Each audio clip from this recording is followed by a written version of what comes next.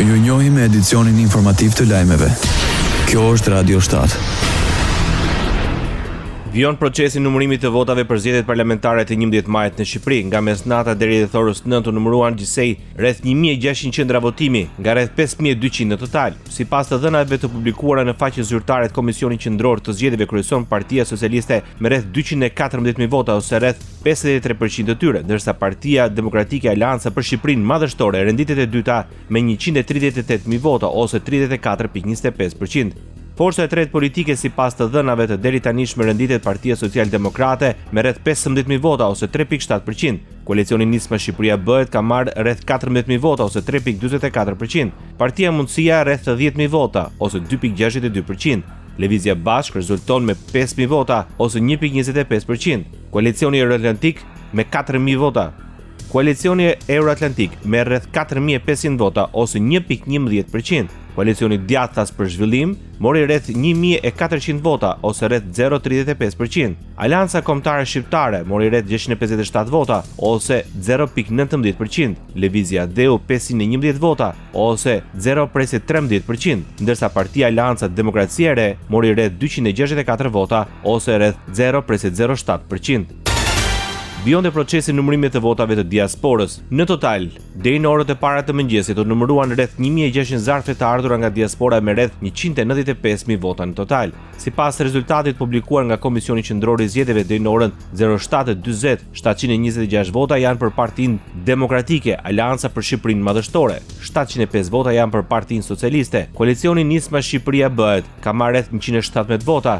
Partia Mundësia 35 vota, Partia Social-Demokrate 34, Lëvizja Bashk 21, Partia Koalicioni Euroatlantik 4 vota, Koalicioni Djathtas për Zhvillim 0 vota, dhe vota nuk kanë marrë as Partia Aleanca Kombëtare Shqiptare, Lëvizja Dheu dhe Partia Aleanca Demokracia e Re.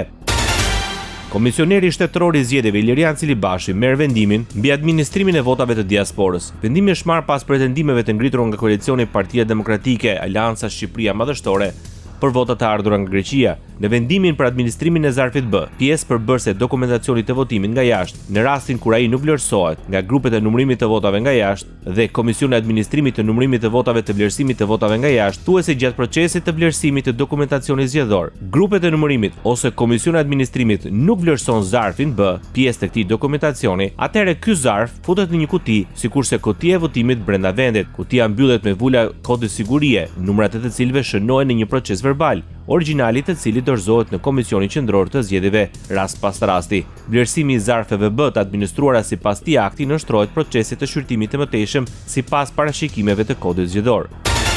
Kryeministri Edi Rama publikoi një foto në rrjetet sociale nga sheshi para selis Partisë Socialiste në orët e para të ditës së sotme. Çfarë agimi ky sot, shkruan Rama në një postim në rrjetet sociale, teksa tregon se ndodhet tek selia e Partisë Socialiste të Shqipërisë. Aktualisht, kur janë numëruar rreth 911 vota votimi nga rreth 5200 në të gjithë vendin, në total, Partia Socialiste kryeson me rreth 118.000 vota ose 53.6%, ndërsa koalicioni Partia Demokratike Aleanca për Shqipërinë Madhështore ndjek me rreth 74.000 vota ose 33.65%.